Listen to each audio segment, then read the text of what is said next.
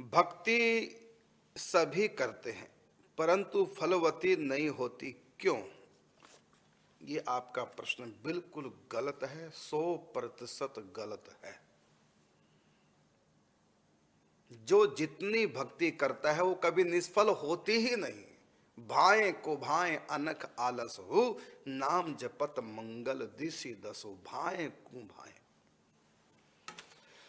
किसी भी प्रकार से जो भगवान के लिए कुछ भी करता है वो कभी निष्फल नहीं जाता। हाँ, इतना तो होता है कि देखो, गुब्बारे में हवा भरते हैं तो फूलता है फूलता है फूलता है, और एक समय ऐसा भी आता है जो फट जाता है। इसी प्रकार कहते हैं, जब तक पाप का घड़ा ना भरे तब तक वो फूटता नहीं। लेकिन उस घड़े के फूटने में प्रत्येक बूंद सहयोगी होती है। इसी प्रकार भगवान भी, जैसे आप नौकरी करते हैं, 1 महीने बाद आपको तनख्वाह मिलती है। अब मिली है आपको तनख्वाह 10 तारीख को, इसका अर्थ ये नहीं कि 10 तारीख की मेहनत को फल आपको मिला। तो आपने जो पीछे 30 दिन सेवा की है उस सब का फल आपको उस समय मिला है। अब ये तो नहीं कहेंगे कि 29 दिन जो हमने काम किया निष्फल गया, कि 30वें दिन ही हमको पे मिली। पे भले 30वें दिन मिली है, लेकिन 30 दिन की मिली है। एक दिन भी का काम भी आपका निष्फल नहीं गया, तनख्वाह भले 30 दिन के बाद मिली है। इसी प्रकार जो भी आप कर रहे हैं भक्ति भगवान के लिए, कभी भी निष्फल नहीं होती। समय पर धीरे धीरे रे मना धीरे सब कुछ होए, माली सींचे सो घड़ा रुत आए फल होए। आपने फल बोया, बीज बोया, धीरे धीरे अंकुरित होगा, पलवित होगा, पुष्पित होगा और फिर फलित भी होगा। ऐसा नहीं कि निष्फल जाएगा। भगवान के लिए किया गया कोई भी कर्म कभी भी किसी भी परिस्थिति में निष्फल नहीं हो सकता। आपने कहा भक्ति बहुत करते हैं लेकिन फलित तो नहीं होते, बिल्कुल झूठ, कोरा झूठ। भगवान के लिए कुछ भी आप कर रहे हैं।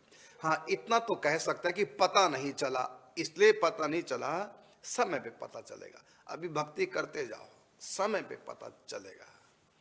जब प्रथम दिन गर्भ में संतान आती है ना, प्रथम दिन, प्रथम रात्रि, तो उस समय नहीं पता चलता कि ये 9 मास के बाद मां बनेगी, उस समय नहीं पता चलता। लेकिन धीरे धीरे धीरे समय बीतता जाता है, फिर वो चिन्ह भी प्रकट हो जाते हैं कि आने वाले समय में मां बनेगी। लेकिन पहले दिन थोड़ी पता चलेगा। और मां कब बनेगी? तो धीरे धीरे 9 मास पूर्ण होंगे, 10वां मास लगेगा, तब वो प्रत्यक्ष में होगा अब ये मां बन गई।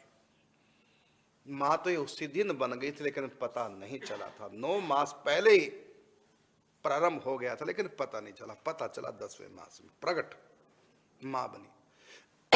इसी प्रकार से हम भक्ति कर रहे हैं, धीरे धीरे भगवान हमारे भीतर आ रहे हैं। जैसे गर्भवती स्त्री धीरे धीरे उसका गर्भ बढ़ता है, इसी प्रकार धीरे धीरे हमारे भीतर भगवान आ रहे हैं। और जो जो हमारे भजन से पाप कटते जाएंगे त्यों त्यों भगवान का प्रकाश होता जाएगा। लेकिन होगा सब उसी अनुपात में, धीरे धीरे, जिस अनुपात में हम साधना करते हैं। बाकी इतना मैं अवश्य कहूंगा कि भगवान के लिए किया गया कोई भी कर्म कभी भी किसी भी काल में किसी भी परिस्थिति में निष्फल नहीं होता, नहीं होता, नहीं होता। अवश्य फल मिलेगा। जैसी करनी वैसा फल, आज नहीं तो निश्चय कर। देरी हो जाती है, ये तो हो सकता है, देरी हो सकती है, लेकिन वो देरी भी हमारी तरफ से है, हमारे कर्म की तरफ से। बाकी भगवान की तरफ से कोई देरी नहीं होती। जैसे द्रौपदी ने पुकारा, उसके पुकारने में देरी थी, भगवान के आने में देरी नहीं होती। ये तो हमारी तरफ से कुछ कमियां हैं, लेकिन फिर भी हम ये नहीं कहेंगे कि कोई भी कर्म निष्फल होता है, समय पे उसका फल मिलता है। भक्ति सभी करते हैं परंतु फलवती नहीं होती क्यों? ये आपका प्रश्न बिल्कुल गलत है, 100% गलत है। जो जितनी भक्ति करता है वो कभी निष्फल होती ही नहीं। भाए को भाए अनख आलस हो, नाम जपत मंगल दिशि दसो। भाए को भाए, किसी भी प्रकार से जो भगवान के लिए कुछ भी करता है वो कभी निष्फल नहीं जाता। हाँ, इतना तो होता है कि देखो, गुब्बारे में हवा भरते हैं तो फूलता है फूलता है फूलता है, और एक समय ऐसा भी आता है जो फट जाता है। इसी प्रकार कहते हैं जब तक पाप का घड़ा ना भरे तब तक वो फूटता नहीं। लेकिन उस घड़े के फूटने में प्रत्येक बूंद सहयोगी होती है। इसी प्रकार भगवान भी, जैसे आप नौकरी करते हैं, 1 महीने बाद आपको तनख्वाह मिलती है। अब मिली है आपको तनख्वाह 10 तारीख को, इसका अर्थ ये नहीं कि 10 तारीख की मेहनत को फल आपको मिला। तो आपने जो पीछे 30 दिन सेवा की है उस सब का फल आपको उस समय मिला है। अब ये तो नहीं कहेंगे कि 29 दिन जो हमने काम किया निष्फल गया, कि 30वें दिन ही हमको पे मिली। पे भले 30वें दिन मिली है, लेकिन 30 दिन की मिली है। एक दिन भी का काम भी आपका निष्फल नहीं गया, तनख्वाह भले 30 दिन के बाद मिली है। इसी प्रकार जो भी आप कर रहे हैं भक्ति भगवान के लिए, कभी भी निष्फल नहीं होती। समय पर धीरे धीरे रे मना धीरे सब कुछ होए, माली सींचे सो घड़ा रुत आए फल होए। आपने फल बोया, बीज बोया, धीरे धीरे अंकुरित होगा, पल्वित होगा, पुष्पित होगा और फिर फलित भी होगा। ऐसा नहीं कि निष्फल जाएगा। भगवान के लिए किया गया कोई भी कर्म कभी भी किसी भी परिस्थिति में निष्फल नहीं हो सकता। आपने कहा भक्ति बहुत करते हैं लेकिन फलित तो नहीं होते, बिल्कुल झूठ, कोरा झूठ। भगवान के लिए कुछ भी आप कर रहे हैं, हाँ इतना तो कह सकता है कि पता नहीं चला, इसलिए पता नहीं चला, समय पे पता चलेगा। अभी भक्ति करते जाओ, समय पे पता चलेगा। जब प्रथम दिन गर्भ में संतान आती है ना, प्रथम दिन, प्रथम रात्रि, तो उस समय नहीं पता चलता कि ये 9 मास के बाद मां बनेगी, उस समय नहीं पता चलता। लेकिन धीरे धीरे धीरे समय बीतता जाता है, फिर वो चिन्ह भी प्रकट हो जाते हैं कि आने वाले समय में मां बनेगी, लेकिन पहले दिन थोड़ी पता चलेगा।